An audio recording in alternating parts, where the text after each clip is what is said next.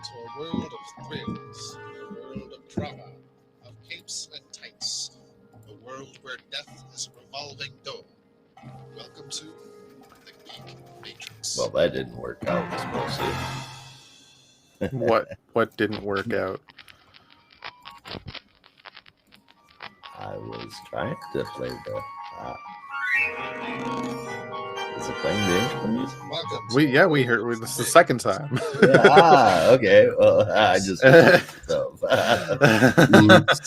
Like it finished, and then you're like, "That didn't work out." I was like, "I was supposed to." What do you mean? That was perfect. Oh, there we go. We're back again. Hello, everybody. Gotta love it. Oh, we should make a blooper reel for years end. For sure. Geek Matrix DC Comics Review Show number 182.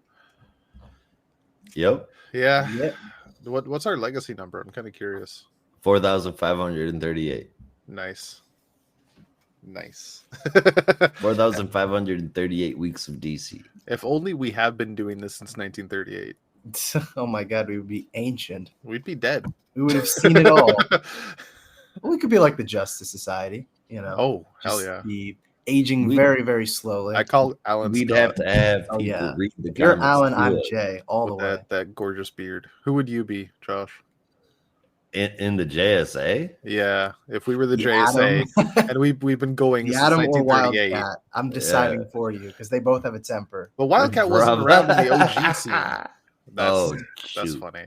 I do sorry, like I'm just- like reading physics shit, so I guess I'll go with the at. Yeah, Alright. I'm still thinking of our Jackbox night. From where almost all of the descriptions of Josh were like angry, Yeah. temperamental, shooter, gun. Yeah. And his Avenger of choice was unanimously the Hulk. It's like It was like, I hope you're not trying to tell me something. right. Tell me how you feel, guys. on that note, though, I want to ask because it's confusing me. How the hell did I get Captain America still? Like, why? I know Yeah, it's like why did the Canadian get Yeah, Captain I the think America? one I chose it. Canadian. I think I chose it just because, like, I don't know, he's a good-hearted, good-natured person. I was like, that's Rob. He's Well, not. fair He's enough. not American, but like, he's got the ethos of Captain America. Yeah, I Right, appreciate it. Yeah, Captain Britain and Captain Canuck weren't choices. that's No, true. Yeah, fair. unfortunately, they weren't on the roster. Yeah, I really need a deep dive on Captain Canuck. I know. I feel embarrassed on your behalf that you're not an expert on Captain Canuck. I know. As the only I've met Canuck the of creator twice. You know And what's I've messed never- up? What's It's like, going on? you are an expert more so on Captain Carrot than you are on Captain Canuck. Painful. I wouldn't like. Yeah, would. I can't You're even a argue. Where is your Canadian pride? It's in the carrots. Well, intros aside, you've all heard our voices already. Brandon and Josh are here. Sound off, folks. Hello. Howdy, hello. howdy. I thought you were Sorry, gonna do it. no bad dad jokes. I'm No. tired. Understandable. I was gonna say I've got a bad dad joke, but Oh, I God. already told it Or on the jokes channel. So Josh has already seen it. Oh, I probably forgot. Oh, okay. How does Kanye like his eggs? Oh, Oh God. Over Yeezy. over Yeezy. Yeah. Why Oh. why does Gosh. Kanye prefer to talk on landlines? Why does Kanye prefer to talk on landlines? Why is that? So he can speak through the wire. Killing me. You're killing me. There. Let's move on to the comics now. Why does Kanye hate the word prospect? Because prospectors ain't nothing but a gold digger. Oh. You're on a roll. The sir. last two, okay, the Not first on one, a good one. the over Not on a good one. over easy, I'll admit I found on Reddit, but the last two I made it myself after I saw it. I'm proud of those ones. All right, yeah, we are here to talk comics and all sorts of fun stuff, as is usually the case. So thank you for joining us on yet another adventure. Today we are talking about a few books. We have a few more honorable mentions. Where the hell is the list? Oh my, I lost it. Oh, it's because I'm in the wrong channel. Oh no. I could just click on this. I'm a dumbass. Yeah, we are here to talk about Green Arrow number 8, The Flash number 5, and Harley Quinn number 36. Primarily, and then our bonus show, we have Detective Comics 1081 and Beast World number 5 with a few honorable mentions that Josh will give us the breakdown on. I definitely will. Those honorable mentions are The Penguin number 6, Amazon's Attack number 4, Power Girl number 5, Batman the Brave and the Bold number 9, and Beast World Tour Star City number 1. Right on.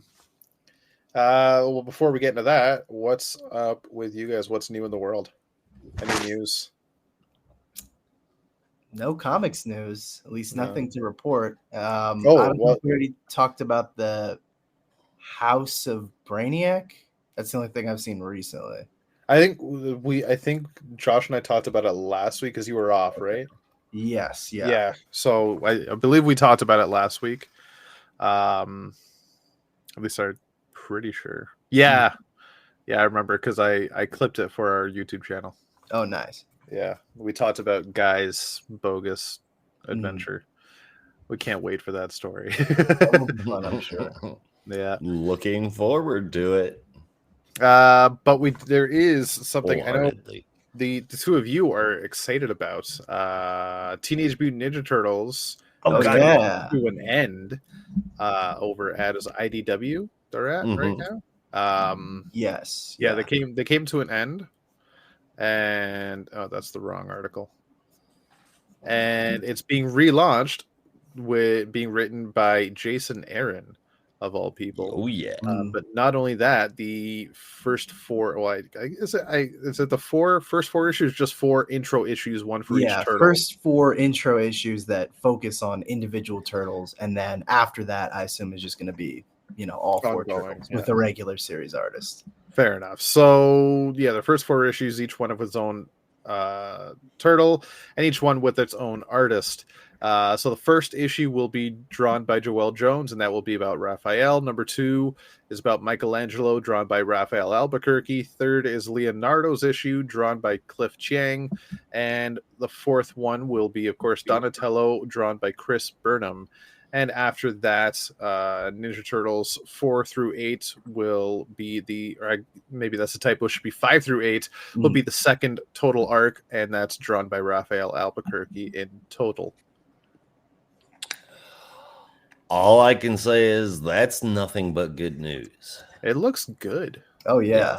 No, and each cover's got the preview art of how each artist is drawing the character. They all look fucking good. Chris Burnham has like the classic style though. Yeah, no, he's really channeling his Eastman and Laird. I'm really excited for the Leo and Donnie solo issues. Yeah, that Joelle Jones Raph cover looks so fucking good. Oh, dude, the Joelle Jones drawing Raph is just fucking perfect. Yeah. I can't wait to read these books. I cannot wait to read these books. Selfishly, I do kind of wish Chris Burnham was doing the Raph issue, because Chris Burnham could really bring it with the bloodiness. Yeah. I think that would have been really good, but maybe this will, I'm sure this will be really good too. Yeah. Because Joelle Jones is no stranger to bloodiness either, for anyone who's read Lady Killer. Well, and on the Ninja Turtles note, speaking of Eastman and Laird, Kevin Eastman, co-creator of TMNT, has started work on his new comic book called Drawing Blood over at Image Comics, and that is launched first as a Kickstarter, hoping to bring it to a larger audience, with Image backing it as well, but hopefully more backers to help bring the book more life. So that is pretty cool. I don't have the rest of the wait, do I? It's co-written by David Avalone, with art from Ben Bishop and Troy Little. It's a 12-issue maxi series. Looks interesting. And finally, Marvel is going a very interesting route. So they have yes, yeah, yes. they have an upcoming series called Blood Hunt. Brendan, you might know a bit more about it than I would. Not a ton, really. Yeah. It seems to be like a vampire focused event, and all the marketing promises that this event is going to be the bloodiest event in Marvel history, which is what they said about Absolute Carnage, which is what they said about Marvel Zombies. So I'm sure this one will really be the bloodiest one. But it's Jed McKay and Pepe Larraz, so great creative team. Yeah, I'm at least interested. The cover looks pretty good. Yeah. I mean, they are kind of doubling down on it being very bloody and explicit, where every issue will be polybagged in a red bag with the disclaimer written on it, warning this comic book is approved for appropriate audiences by Marvel Comics.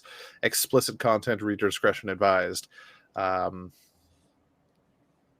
Like the basic letter rated M or rated 18 plus is just not enough apparently for this book. And if that's going to be a thing going forward, it's interesting to see. I didn't realize it was about Blood Hunt when I saw the headline. I thought it was just something they were doing going forward for anything M rated. But shit, I guess that means this might just be a bloody good time. Well, we'll have to see. But yeah. But the polybag did remind me of another time in comics where they've polybagged covers due to graphic content, and this is like one of two things that I have to plug. But Sex Criminals, anyone who remembers that series, iconic series, Matt Fraction, Zdarsky. There were a few issues of that series that had the pink covers on them because they were too graphic for the little kiddies to see explicit sexual content. But for fans of Sex Criminals, the 10th anniversary edition is coming out soon. I don't know when. I don't have the date. But I saw some announcement. I think it was in Zdarsky's Substack that was like they're doing a 10th anniversary complete collection of the entire series, all 30 issues, in one giant package, and you can own it in your home, and you can put it on your coffee table, and someone will say, "Sex Criminals, what's that?" And then they'll flip it open and they'll see all of the penises and other horrible images in there, and then they'll probably never speak to you again. But you can have an interesting story. So there you go. I think the real question is, why do you have Sex Criminals on your coffee table? I don't know. The real question is, why is this not being sold with a compendium of money shop? I think the better question is, why wouldn't you have Sex Criminals on your coffee table? I mean, for the reason you just described. I mean, maybe, but also maybe you should in the get bedroom. more interesting friends if that's the reaction they get. That's all I'm saying. That's it. This is another YouTube short. This conversation. Excellent. It's our I do a briefly funny story because when I was reading Sex Criminals, it was through the library. What, in high school? Because that's high school, yeah. And you God. already kind of know where this story is going, but I couldn't find volume 5, so I had to get it specially ordered or something from like another library. So I had to when it finally arrived, they sent me like an email and everything, and I walked over and I was like, okay, cool. I'll just ask them about it and pick it up. But apparently there was some kind of miscommunication where they shelved it. Not in the in order pile. So I was like, I reserved a copy of Sex Criminals number 5, and I'm like trying not to say it too loud because I'm still kind of embarrassed about it. And then this woman goes behind, looks at the order desk, doesn't find it, then is like, okay, well, I don't see it, so I'm gonna have to get on the loudspeaker and ask if anyone else has seen it. And then in the loudest fucking voice you ever heard is like, he's like, attention, has anyone seen Sex Criminals Volume 5? And I'm like, I just want to crawl into a hole and close it in after me. Looks at the guy behind him in line, goes, I was like, that's weird, dude. And I was very tempted to be like, no, it's for my friend. It's not like that. It's not for me. Honestly, it's not mine. It's not mine. I wouldn't read that. What kind of person do you think I am?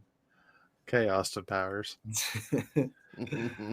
Was it the school library or public library? No, this is the public library. Oh, okay. So I thought it was the school library, and that's just weird.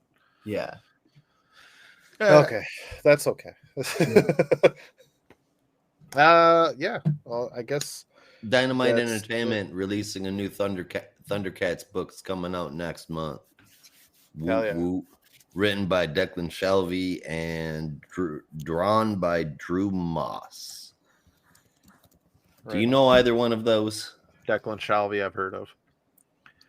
He did. What did he do in Marvel? Declan Shalvey. Come on, guys. You know this. God, I know this. Josh, you should know this. This is the second time. Moon Knight? Yes. That's it. Yeah. All right. Passed. Yes. So proud. All right. Good deal. What about this Drew Moss? The name sounds familiar, but I can't place anything at the moment. All right. I'm looking forward to it. I don't care if nobody else cares, but I am looking forward to it. Thundercats are awesome. Or some people care. Me. Yeah. It's me who cares. You know what I'm excited about? Speaking of cartoons from the 80s, the ongoing Energon universe. Yes. Brandon, have you caught up? Yes, I've. Oh my God! Finally. I Yes. still haven't read Cobra Commander #1 yet. Josh, have you started? I read Duke. Okay, how'd you like it? I shouldn't have started with Duke. Yeah, it kind of it's a little spoils Transformers. But did you like it though, Duke? Like, it was interesting, right? Well, and I guess in a very, I mean, you're the resident GI Joe expert, so I'm kind of like in a curious how you feel. The ideas are really cool of what's going on. Like as far as whether or not it's going to be carried out, right? I don't have any predictions on that. We'll have to wait and see. Am I caught up? And with you guys? No, I am not. Fair enough. What did you think of the Cobra Commander preview at the back, though? Looks cool. Yeah. Which is actually like the opening segment of Commander #1. Yeah. Which I didn't expect. I thought it was going to be. I thought there was like an extension. Brandon, you look like you have something to say. No. No. Just laughing about something else. Oh, okay. So I've been like dying to ask, Brandon, do you have any questions about Transformers #5? Well, I think I was able to figure out some of it. The robot at the end, was that Megatron? The one that is now part of Optimus? Yes. Yes. Okay. Oh yeah, no, the one in the ice. Yes, that's Megatron. Yeah. Spoiler alert, Josh. Sorry. Megatron is now a part of Optimus Prime. So in Transformers #4, spoilers, Optimus is in a fight with they've got so many Seekers now, I don't remember which one that was. The black and purple one. Let's just assume that they're all Heat Seekers. Well, they're all Seekers. You mean Starscream? Yes. There's no Seeker called Heat Seeker. Well, that's why we just call them all Heat Seeker and everything. Okay. Yeah. Okay, fair enough. And he gets his arm ripped off by that Seeker. Mm-hmm. And they don't have enough Energon to repair anything. So he's just kind of left without an arm. But then Ratchet in issue 5 has another option for him, opens Optimus's trailer, and to Optimus's surprise, he's like, I don't know if I can do that. But then by the end of the issue, you see that he's attached Megatron's arm to Optimus's body. The one with the cannon on it. And then at the end, you see Megatron's body encased in ice somewhere in the north. Interesting. Somewhere in the Arctic. Yeah. Without an arm, of course. Well, right. Yeah. But now I really need to read Cobra Commander thoroughly to really understand the timeline of this thing, because as Brandon knows, some shit goes on there. That's making me question some stuff. Concerns Megatron. Yeah. So they are really doubling down on this shared universe thing, and I love it. Yeah, it's really cool. It's really fun. It's really well done. And Transformers is so fucking good. I do miss the IDW verse, but this is really good. Well, I'm glad there's enough stuff for you as like an OG Transformers fan to enjoy, because I'm loving it because I know nothing, and it's like a whole fresh thing. This is an interesting trio we've got. Where I know Transformers, Joe knows Joe, Josh knows GI Joe Joe. knows Joe. Joe knows Joe. Josh knows GI Joe. And what are you pointing at? My name tag. I can't see your name tag. Oh yeah, no, it's over. Yeah. And Brandon, you don't know much about GI Joe either, right? No, I'm coming so into this completely new. Fresh. Yeah. Yeah. The more you know. Interesting how that worked out. Star Wars. Yeah. Perfect. All right. So I think that's about You just called me an asshole? No, asshole. So. So the only other thing I want to bring up, and I know Josh is interested. Brandon, you can be interested, but you might just have to sit there for a minute. Ooh, okay, we'll have to see. Royal Rumble this Saturday. I can't wait. I'm just so excited. I'm looking forward to it as well. There's no telling what we're going to get. No, but I think we might see a return of Sheamus as well. I forgot to add him on my short list. Yes. Yeah. Mm-hmm. Brandon, if there's ever a time for you to get into wrestling, it's this Saturday. Now? It's Saturday. I'll have to give it, I'll have to, What is this? Royal Rumble. The Royal Rumble. Royal Rumble. It is my favorite event of the year. There'll be a few regular matches, but then the Royal Rumble is a 30-man battle royale. Every so many minutes, another person gets added to the ring. Yeah. Now, I had a friend in high school who apparently was like a closet wrestling fan. I gotta reach out to him again because he knew a lot more about this stuff than I did, so he might be able to help me out with this. Fair enough. I mean, with the Royal Rumble, you'll get to know it pretty quickly. Cool. I think it's the perfect thing to start off with because you also get a showcase of a lot of different talent, and you can start to like. If you go to watch a show the next week, oh, I remember that guy from that 30-man match. Like you'll recognize people because you'll see so many at the same time. It was actually the Royal Rumble that got me back into watching wrestling. Yeah, me too. Last year, that was fun. Yep. I hope this one blows it out of the water. It would be great if it did. Oh, but speaking of blows, should we get on to our first issue? That's maybe. Okay. That I see what you're doing.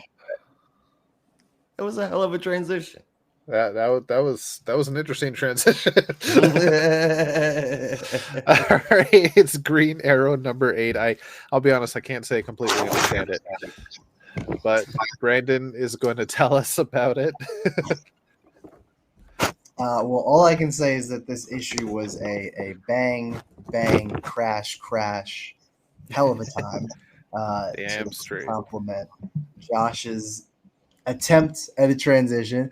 But of course, Green Arrow number 8 is brought to us by Joshua Williamson on writing, with pencils this time from Phil Hester, inks from Eric Gapster, colors from Romulo Fajardo Jr., letters from Troy Pateri, and a really funky cover from Mr. Phil Hester there. But this issue is exactly what everyone and no one was demanding, I assume, which is a solo Connor Hawk issue. Because this time Connor takes the center stage in a bit of a who murdered Green Arrow mystery story as Connor hits the streets trying to find out why Onomatopoeia apparently attacked the Arrow Cave and ended up supposedly killing Green Arrow, as we see in an earlier sequence. But Connor hits the streets fast, is knocking heads to the pavement until he finds some information and inevitably is able to track Onomatopoeia to a boat where Onomatopoeia is celebrating and having a little rendezvous with none other than Brick, who seems to have been the one who hired Onomatopoeia in this situation. But before they can get their smooth getaway and celebrate their victory, who shows up but Connor in a classic Arrow-themed boat driving straight for straight for Brick's yacht and crashing it straight into the hull. Connor is relatively unscathed and makes his way to the deck, where he immediately goes after Onomatopoeia, seeing as how Brick runs away.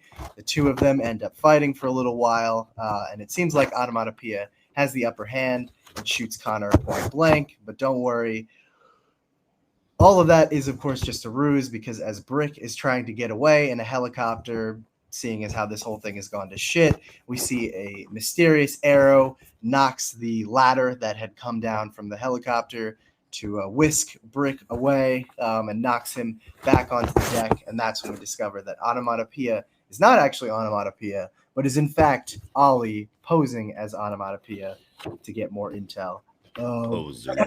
Then we get a brief flashback as to how things really happened. Turns out Ollie and Connor were able to subdue Onomatopoeia pretty quickly, but he wasn't talking, so they decided to have Ollie impersonate him while pretending to be dead, and then follow up to find out who he was working for. The two of them are able to make quick work of Brick and are beating the hell out of him, trying to find out, who he's working for and all that stuff. And that's when Brick reveals the ruse that Amanda Waller's got this new deal going on where if you kill a superhero, you get a pardon, all your past crimes are removed. And that's where, Ollie starts asking about where Waller has hidden Roy, and Brick drops the rather crazy bomb that Waller is not holding Roy hostage in any kind of way, but Roy is in fact working for Waller, as we see Roy attacking some hidden citadel far off in a unknown location. And that's where our issue ends. I had a great time. It was exactly what I'd been hoping for, which is solo Connor issue, very fun, classic kind of like misdirection type of issue where you think Ollie's dead, but he really isn't, and they've got the ruse on Brick and all that stuff. It just has all the fun hallmarks of a good classic thriller one-shot, I suppose you could say, while also tying into the larger story of Green Arrow's kind of war with Waller and everything that's going on. Hell of a reveal at the end with Roy now apparently working for Waller. I guess he's worked for worse, so this isn't really all that much worse than some of the last places he's been employed at. But no, it was a good issue, great art. I had a lot of fun, so I gave this a 9 out of 10. I really enjoyed it as well. It does definitely have a classic feel, and Phil Hester's art, I was going to call him Eric for some reason, Phil Hester's art definitely helps that.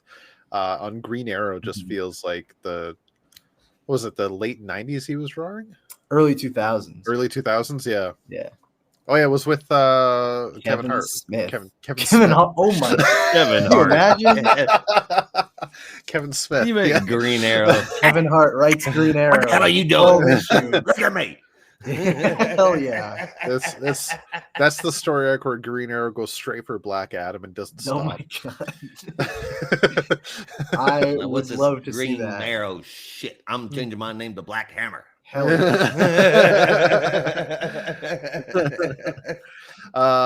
yeah. So the Kevin Smith run, yes. Phil Hester. So yeah, it definitely has that classic feel thanks to Phil Hester's art, but also like it has that exactly how you describe it, that mysterious Connor Hawks-esque Connor Hawks-centric story with the twist reveal at the end. Oh, Ollie's still alive. Sure, we knew that, but it was still fun. Right, to have that journey. You knew by the end of the issue he was going to be walking around, but I did not expect him to be Onomatopoeia the entire fucking time. Which I forget now what the body was, but I'm sure like a They clone or called it something. a distraction. That was what it was explained as, a distraction. Distraction. Okay, I Yeah. guess makeup can happen. The only thing I'm not completely sold on is Roy working for Waller. Like, that's got to be some brainwash nonsense. That's the only thing I don't really like. That or a double cross. Double cross. But that's only because I don't like the idea of Roy working for Waller, and I'm just kind of tired of Waller stories right now. She's I everywhere. Yeah. Like I said, Roy's worked for worse. Yeah. Worked for Checkmate. They're corrupt as hell. I feel like this is a different Roy, though. Could be. I mean, I mean, I like a different Roy. I mean, like he's not the same Roy he used to be. I guess I should watch how I say that in comic book. I thought you meant like multiverse Roy. No, I was gonna say she did come back from Earth 3. That's true. He's like a little more hardened on his resolve about things, little different personality wise. Yeah, could very well be. I just have one more point. It's a minor point. I feel like I've said it before, but I freaking love this costume that they have for Roy. I love all the costumes. I mean, yeah, a lot of them are good. They're and of course, really good. The Red Arrow one is iconic, and the 90s one without the fucking sunglasses. Which Red Arrow? Oh, Roy's Red Arrow? Yeah, Roy's Red Arrow. Okay, all right. But this is just like a perfect blend of like the 90s look that he had in like the Titans era with like some kind of modern sensibilities, and then thankfully a domino mask and not those goofy ass sunglasses. Yeah, sorry, I just because I've read just a backwards baseball cap. I've read Devin Grayson's Titans, and it's very fun. But every time he shows up and he has like those red shades, I want to lose it. It's so ridiculous. If you are a grown ass man, you're not 15. Take off the shades. That was his whole character, man. Yeah. Somehow him and Jason Todd managed to balance each other out. Yep. No, by all the costumes, I mean all the new designs for like Ollie and Connor. They're great. Roy, yeah. Like all their costumes are fantastic. Yeah. And I don't remember if we noted it, but there's like a small detail in Connor's mask. I didn't even realize it until I read, of all things, the Beast World Tour Star City one shot. But I guess I just maybe hadn't been paying attention. But the way that Connor's domino mask is designed, it looks like a bird, like a bird's beak. Yeah, I don't know if you see that, but yeah, I thought that was like a with cool the yellow highlight on the top. Yeah, right? Yeah, it's interesting. Yeah, I was picturing more like an arrow, but beak makes sense. I figured hawk fits. Yeah. With his name. Yeah, that's pretty cool. Yeah. I like his costume so much, man. It's great. And I've told you multiple times, I'm just like, every time I see a new costume, my toy-addled brain goes like, ooh, I want a figure of that. Yeah. Especially Roy and Connor. For Composite Superman. Oh, man. That would be so pimp. Yeah. The world's finest version. Yeah. Yeah. That one's so fucking dope. But yeah, that's where was I? It's classic. It looks good. Costumes are awesome. Yeah, I think I'm pretty much covered. Yeah, I'm tired of Waller. I've been tired of Waller since War for Earth 3. So we'll see where this overarching plot goes. I just hope that we get to some Green Arrow stuff that's not about Amanda Waller soon. That would be great. I think we have some more Merlin stuff on the horizon, so we'll see. That might be more interesting. For this issue, though, I will give it an 8.75 out of 10. Groovy. You disappeared. What the fuck? My camera keeps bouncing in and out. Oh, I don't know what the hell is going on. That's weird.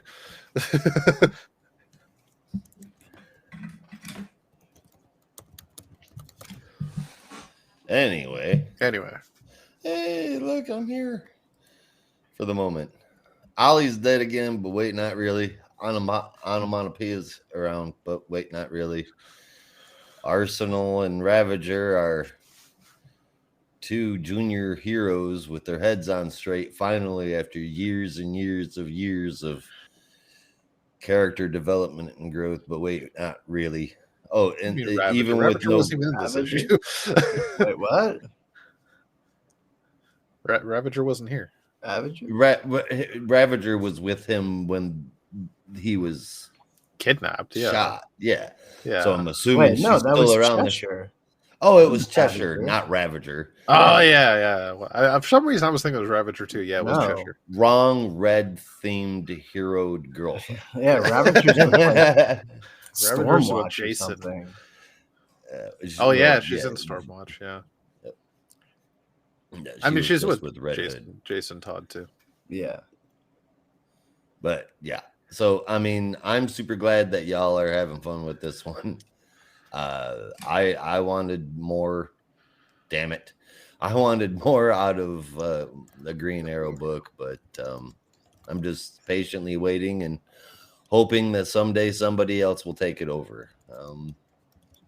I will say that Hester's art is better here in issue 8 than it has been so far in the whole run, though. And that means I'm giving it a 6 out of 10. Fair enough. Well, hopefully you find this a bit more up your speed. But All right, this is The Flash number 5. Written by Cy Spurrier with art from Mike Diodato Jr., colors from Trish Mulvihill, and letters from Hassan Asmana El Hau. So we open on excuse me, Jay. I keep wanting to say different names. I was gonna say Jay White for some reason. Who the hell is Jay White? Jay White?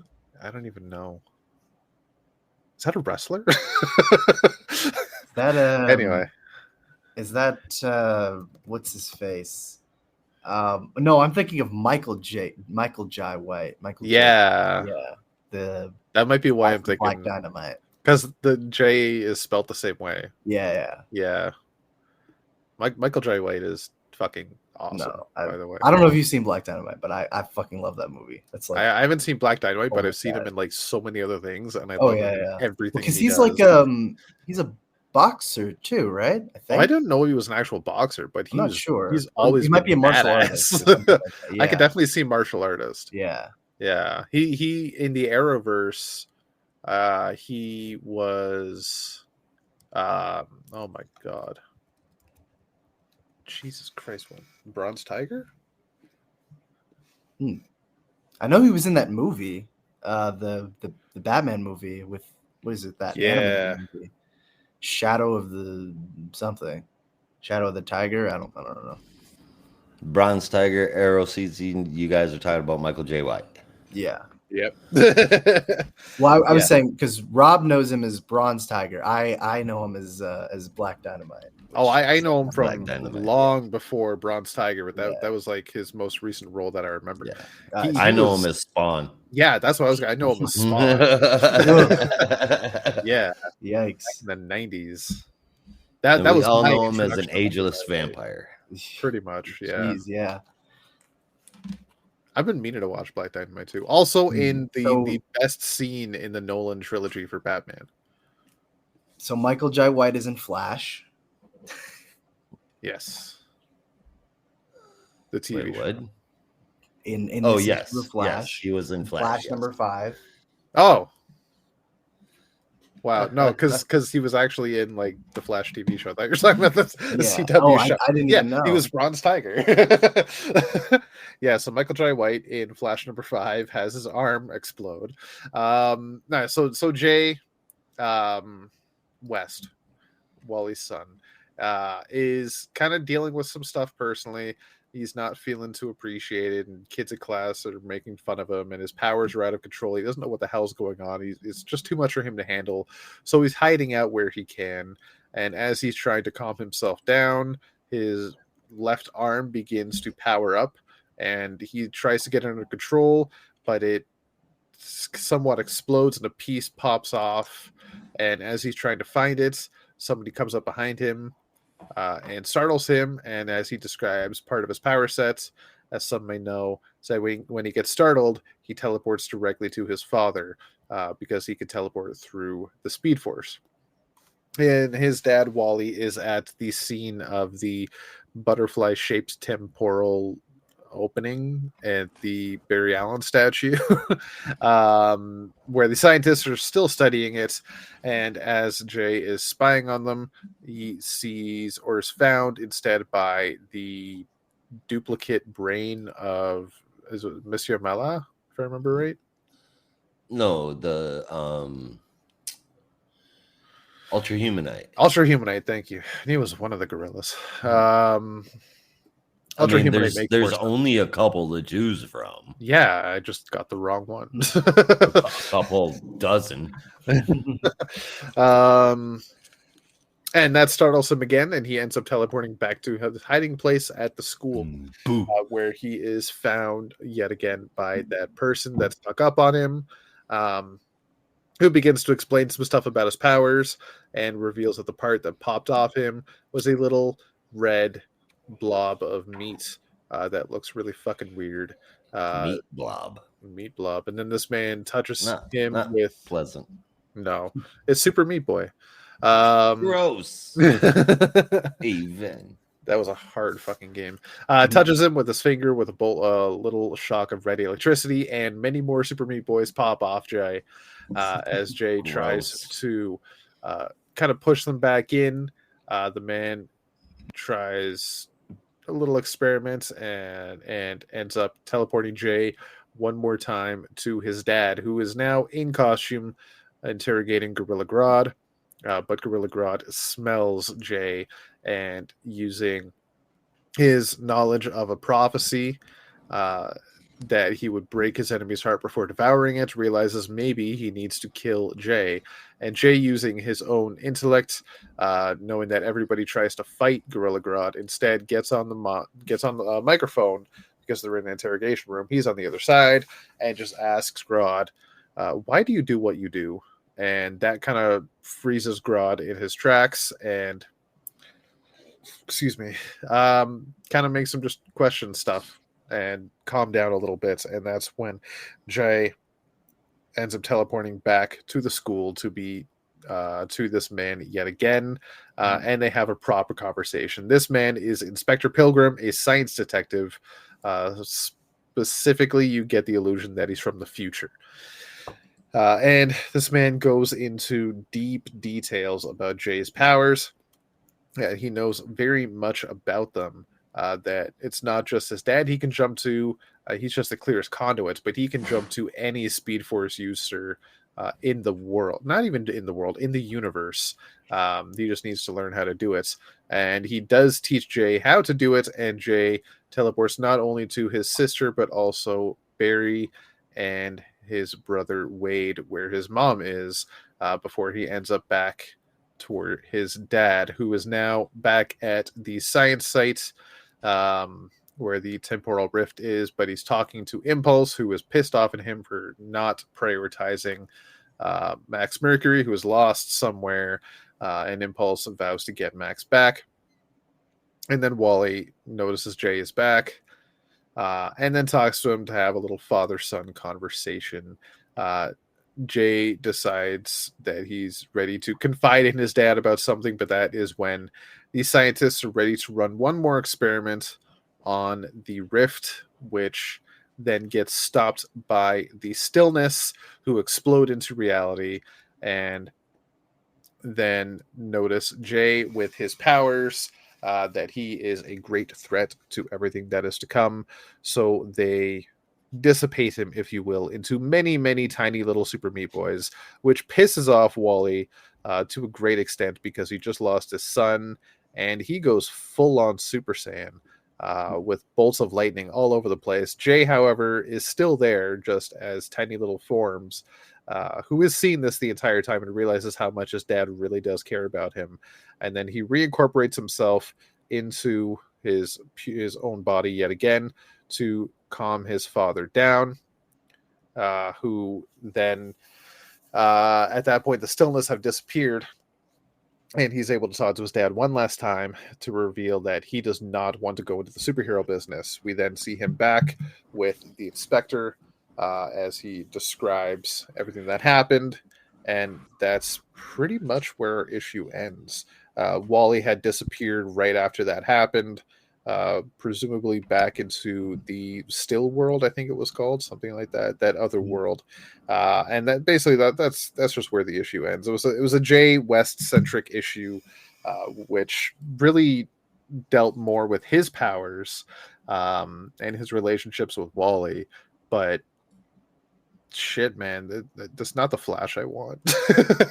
This is not what I'm looking for in a Flash comic. It's very dark, it's very heavy, It's very mindfucky. It's interesting. It's just not the Wally West I know and enjoy. You can have, I know I mentioned this throughout this run so far, but you can have like a dark Wally West story, but still have a lighthearted Wally. And this is a Wally that is stressed out, is constantly lost, is dealing, feels like he's got the weight of the world on his shoulders and is trying to pull everything together and everything's falling apart. He doesn't know what to do. Like, this is a Wally that is basically going through depression and anxiety, and so is everyone else around him, and you just don't know what the fuck you're reading because it's not the Wally you're used to. And not to say that these things will happen to people, but it's just weird to see it in the Flash, and it's not just one issue. To be a happy comic. Well, not quite like this. It's not. Like I said, you can have a heavy story, but Wally, at least on the surface, will still retain his happy comedic approach to everything, right? Anything that Spurrier writes is going to make you sweat a little bit. Yeah, that's why I was kind of iffy about him writing Wally West. Like, I was too, but yeah, I could get that if this was Barry. It just feels really weird for Wally. Right, because there's never been any indication that Wally would deal with something like this, but maybe that's why they did it. Maybe it's just weird. And Diodato's pencils are touch and go. Again, I like most of it. Some of the faces are really fucked up. Yeah, we'll talk about that. Yeah, there's some panels of Jai that are like just terrifying, horrifying. Yeah, I don't mind most of the pencils here, but the faces are really fucking weird. Like, that's always the worst part. Yeah, right. And Wally's face is like super long. I don't know why. In the Flash mask, anyway, it's really fucking long. I'm gonna give it an 8.25 out of 10 for now. Because it is a very enjoyable issue. It just feels weird to read in a Wally West Flash book. Hey, Brandon. What's up? Did you notice that there's no creepy smile on the cover this time?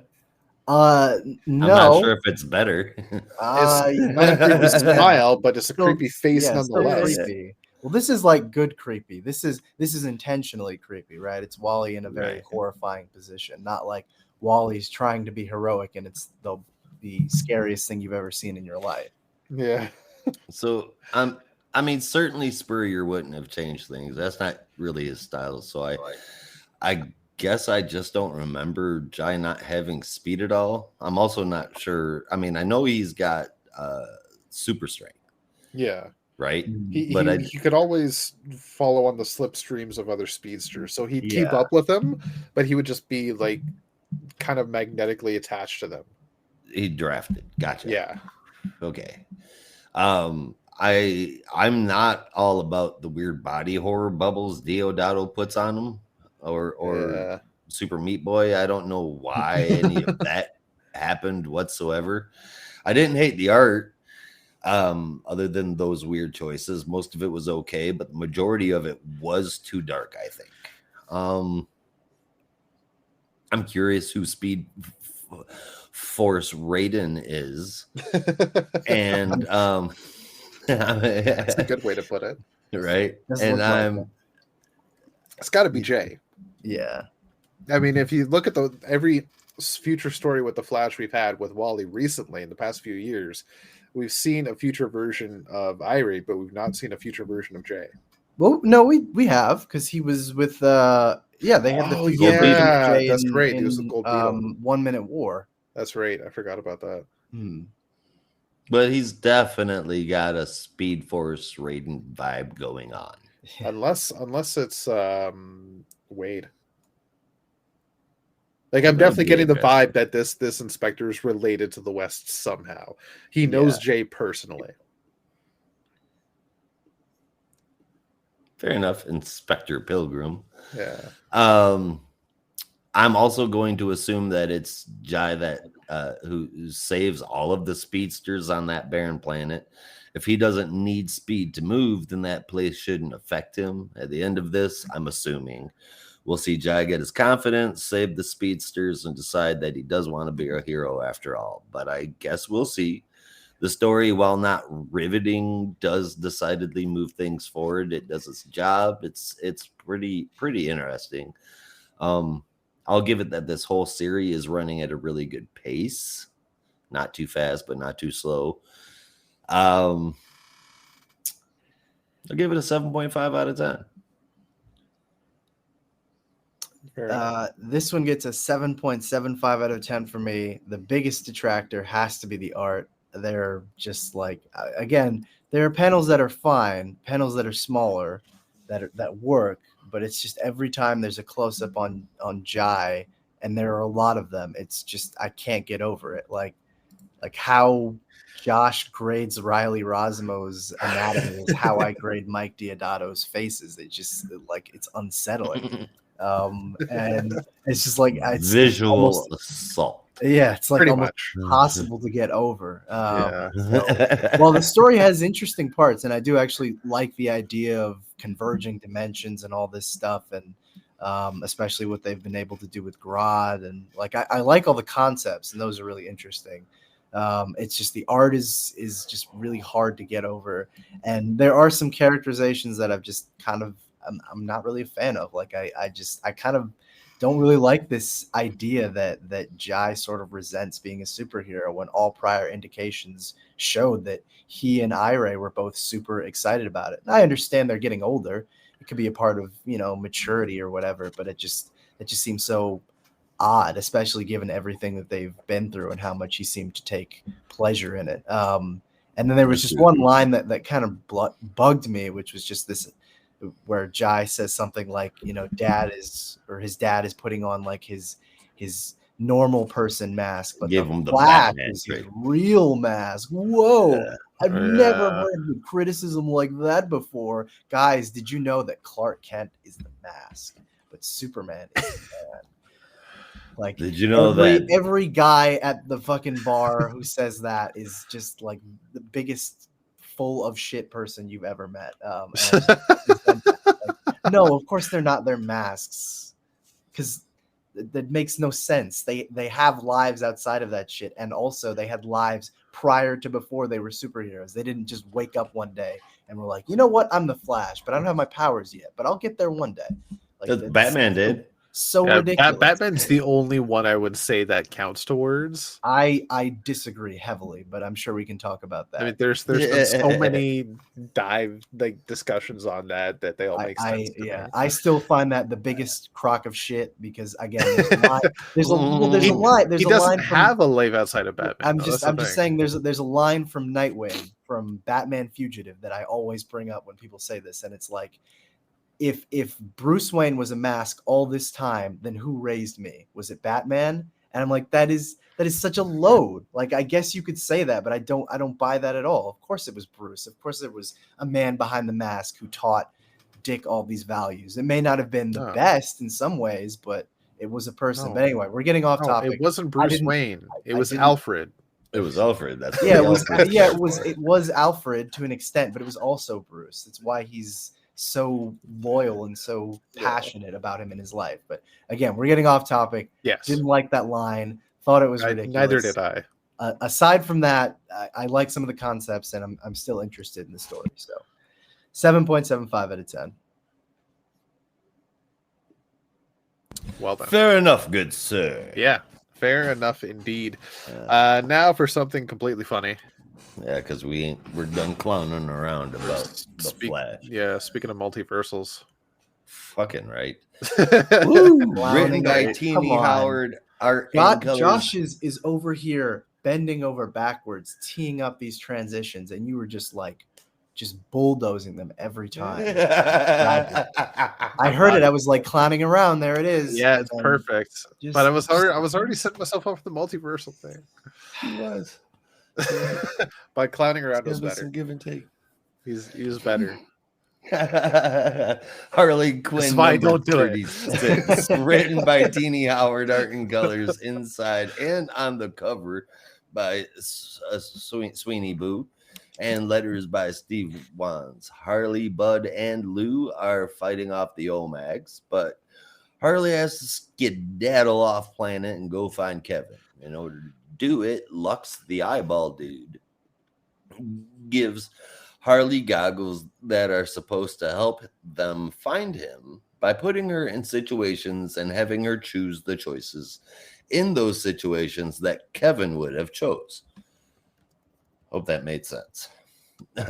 She navigates carefully through the choices that Kevin would make, all pretty much being about being a good friend to Harley. And then she gets to the hard one, super salad. She chooses right and finds him. And then her students, the Omacs, they find Harley and Kevin. Harley and all try to free them, but it boiled down to Harley having to go to the Brothers' Eye Council in exchange for the release of her students. But she asks for permission to see Ivy before she goes, and the Omacs say yes because they wish that they had a girlfriend. Then there's a bunch of talking back and forth between Harley and the Brothers' Eye. They want to absorb Harley's mind, and they say that because she suffered so much abuse that she has turned into a super weapon of chaos. That feels like one of the world's greatest insults. She says her power comes from trying hard and from having friends. And then Brothers' Eye announces that the show is about to begin. We'll have to wait to see next issue, see what that show is all about. But there is a billboard that says now showing Surrender Harley, reasons to hate Harley Quinn and give her up to us. So that's probably a little bit of a foreshadowing. Man, the start to the wrap up of this long, weird, crazy, but very enjoyable series, and it's good. What happens next is anyone's idea because Howard has kept this as unpredictable as Harley herself. Boo's art is so top shelf, it costs $30 a shot. It's creme de la creme. I've had such a blast Top with shelf, this. huh? Top This is the good shit. shelf. This is I'm treating myself. Mm-hmm. And I've had such a blast with this. I keep it up, creatives, because it's working. Part 2, Harley the Barbarian, written by Alexis Casarano, with art by Steve Beach, letters from Hassan Atsmani Al-How. Harley, Ivy, John Constantine, and Huntress all in a barbarian setting where Harley has to kill the demon that is killing a goddess. That goddess is Ivy. Harley saves her, then goes in for a kiss from the giant goddess, and that's when Harley wakes up in a totally different art style, by the way, upset that the dream always ends before the kiss. The different art style was a good idea. That sold the fact that it was a dream, especially with the fantasy style art that I am used to seeing in titles like Warlord. This was really good. The Sweet Baby Tom Cruise, that art was just gorgeous. Yeah. The story was crazy. It was weird, but that's on brand. The art, though, man, I don't know. It's so very good in every large panel. The smaller ones a little bit less so. There were some panels, the smaller panels that weren't the greatest, but man, the bigger the picture, the better it got. And I am still showing Flash here. Let me click that off. The whole issue was really good, man. I enjoyed nearly everything about it. Hell of a book. I gave it an 8.75 out of 10. Me too. Robert. I'm gonna give that the same score. It is maybe an 8.5 actually. A very, very enjoyable issue, but it kind of fell apart for me at the end. It just felt like it was a little confusing for me. Couldn't really tell you why. It's just like stuff was happening and none of it made sense. But it was still The backup or the in the main story. Just at the end, I don't know. Like Harley was going to go with them, and then all of a sudden, just couldn't go with who? The Brothers' Eye. They decided that they were just going to do it out in the middle of the street.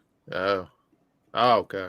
Yeah, Harley even says, "Can we go do this someplace else?" Yeah. Well, that makes more sense. Yeah, I didn't catch that. I was wondering why they weren't just going away, but still a very enjoyable issue. You get to see Harley have some very touching moments with Kevin and prove that he is her best friend, and that she is his. And very awesome moments with Harley. Really, really cool stuff. I hope the students come back because Ivy is a really good professor. I don't care what anybody says. This issue I like solid. her as a teacher. Yeah, this issue was solid. Now that I understand the ending a bit better, 8.75 again. I'm just gonna go back to that. Sweeney Boo's art as well, fantastic, and the art in the backup, amazing. The speaking of which, something I don't like is Harley as an OMAC. That's creepy as shit. Yep. On that cover. Oh yeah. My. And just for a taste of that art in the backup that we're talking about. So good. It's just, I'm like, why is Steve Veitch wasting his time here? He should be doing some shit in Heavy Metal magazine. This is Heavy Metal's all gone. Is it? Are you sure? Yeah. Yeah. Yep. Yeah, it happened last year, I think. Yep. Oh shoot, you're right. I know. I'm sad. I'm so sad. Yep. It sure is. Sucks. Well, then I guess this is his next best option. Doing backups. Harley the Barbarian. Yeah. But hopefully we'll get to see him branch out and do this style of art more often, and maybe some I don't know, a Poison Ivy book would be fantastic. How about Conan the Barbarian? But if we're only keeping it in DC, how about fucking Warlord? That's what I'm talking about, baby. Mind at that. Yeah, that's what I'm talking about. I mean, look at that Huntress. Yeah, I want to see that in Warlord. That was just be chef's kiss. Oh yeah. Ooh, actually, I'm gonna propose something radical. Well, I guess there's already been a sequel to this, but another sequel, a new sequel to Sword of the Atom. Ooh. Sword of the Atom with this artist. With Ray Palmer returning to I forget the name of like the Society of Small People that he was with. It's not Lilliput, that's Gulliver's Travels. It was something like that. Microverse. Yeah, that one.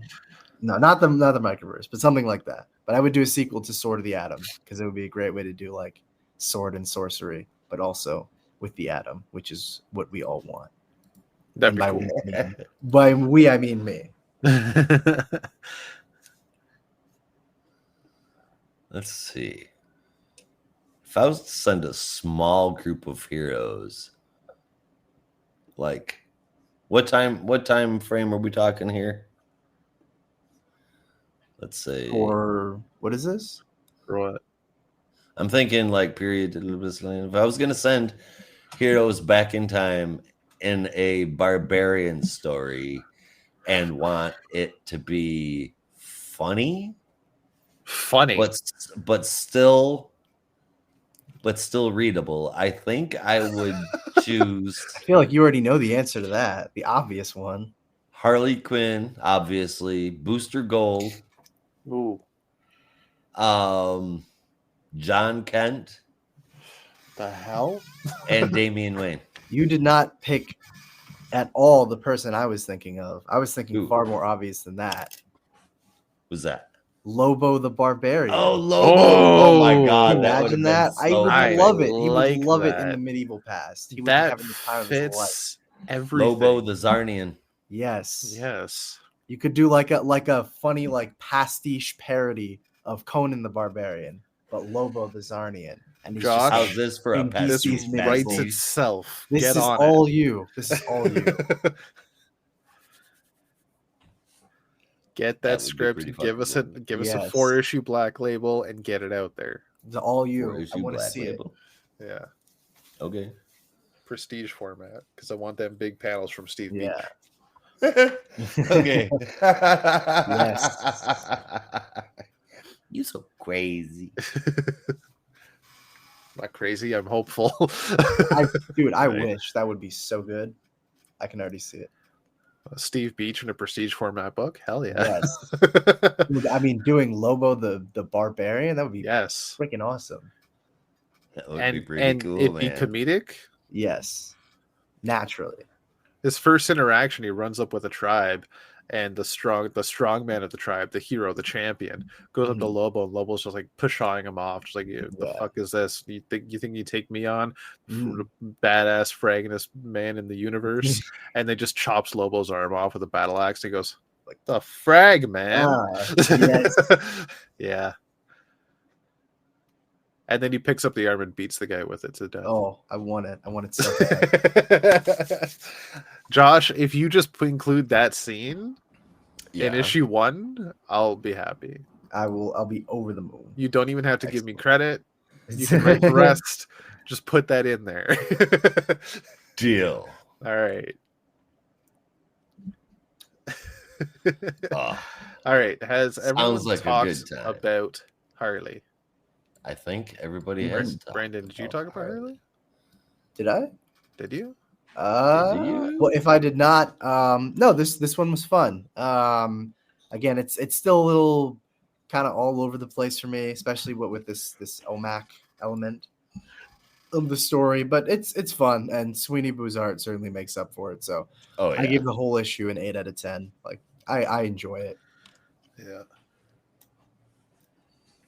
Sorry, I can't get over Steve Beach's art. And just That's like great. how it just goes back to normal in the last panel. Just like, oh man, it's over. Man. That's and you know what? I mean, as simple of a move as that is, I dig that so much because it takes it right out of the fantasy setting and throws it back into the typical goofy ass Harley comic backups that we've been seeing for the past fucking 938 months. And really drives home the idea that it's a dream that she woke Yep. up out of very suddenly, just like we did. It was torn away from us rather violently. Indeed it was. Yeah. All right, so that's our books for the week, at least for this episode. I was going to say this issue. So, gentlemen, do you want to rank the 3 books we did, or at least the books we have this week, in a top 3 format? And maybe if you have a moment you enjoyed, maybe you could share it with us if you want. I feel like, I tried my damnedest to do the top 3 per show thing for as long as I could, but I mean, really, it's a top 3 for the week. Yeah. And It's if hard you sometimes. can, a favorite moment from each side, but I try to do one from each side. yeah, my top 3 this week is Detective, Harley, and Beast World. Right 3, on. 2, 1 right there. Nice. I had two moments that made me giggle this week. I'm gonna pick those as my favorite moments out of the main show. Harley won. She said, "You're Zod damned right I did." I thought that was pretty funny. Yeah. And then we got to see a picture of a Roadrunner saying "meep," and I thought that was cool. How 100% appropriate to have a Roadrunner in a Harley Quinn comic book. Very much. Wile E. Coyote, Roadrunner, me. Yeah. Anyway, that is where I am at with all of that. Yeah, Brandon. My top 3 are as follows. Number 3, I gave to Power Girl. Number 5, number 2, you're gonna be shocked. You're gonna be amazed. Beast World Tour, Star City. Number 1. Holy crap! I am shocked. And amazed. I know. and number one is of course Green Arrow number 8 because I what can I say? I was a sucker for the arrows this week, and that Fair was enough. pretty much Yeah. the only reason I read Beast World Tour Star City number 1. It had all the arrows. I'll admit it was a very good issue. No, I had a great time, and I didn't even know who was attached to this book, and the moment I saw that Jamal Campbell was doing like the first 10 pages, I was like, holy fucking shit, this is gonna be great. So, And it yeah, was. it was really good. Yeah. I'm surprised Detective Comics didn't even make it on your list. Well, that's maybe because I didn't get to finish Detective Comics, but we'll get to that later. Oh no! Oh, I kinda had to Oh skim it. no! Oh God, who's covering Detective Comics then? I guess we'll have to see. I guess we'll have to leave that for the detectives to figure out. Ah, Uh-oh. Was you supposed to cover it, Brandon? Yes, Yes. I was gonna talk about that once we were off the air. Now I'm embarrassing myself. okay. Dirty laundry, meet air, dirty laundry. Okay. Okay, so my top 3 as follows is shit, man. I don't know. In that order? Yeah. I In don't that order. know. That was my favorite book. Don't. Oh, did you give a favorite moment? Oh shit, I did not. Oh shit. Definitely the double page spread from Beast World Tour of Ollie and Connor hopping into the thick of it. Jamal Campbell absolutely killed that page, and also I laughed at the line where he's like, "I'm trying my best not to be offended by that line." When Connor basically said, "You're not here for them because they're powerless." Yeah. But they came for Batman. They didn't come for me, so I guess maybe I'm not as powerful as Batman. Right. Okay, as for me, I'm going to do Beast World number 5 at number 3, Detective Comics 1081 at number 2, and Green Arrow number 8 at number 1. Yeah. Fair enough. Yeah. Favorite moments, I'll say, oddly enough, from Harley Quinn, because she almost made my top 3. Just that touching moment at the end of Harley figuring out the soup or salad conundrum and just realizing how much her and Kevin really do have a connection. And them reuniting was very awesome. I like that. It's very, very wholesome. Reunited and it feels so good.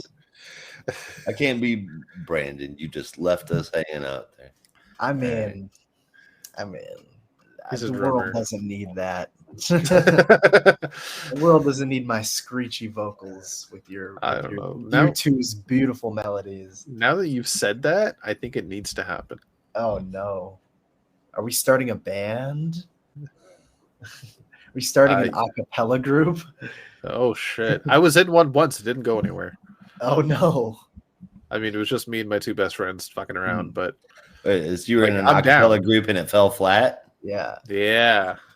Can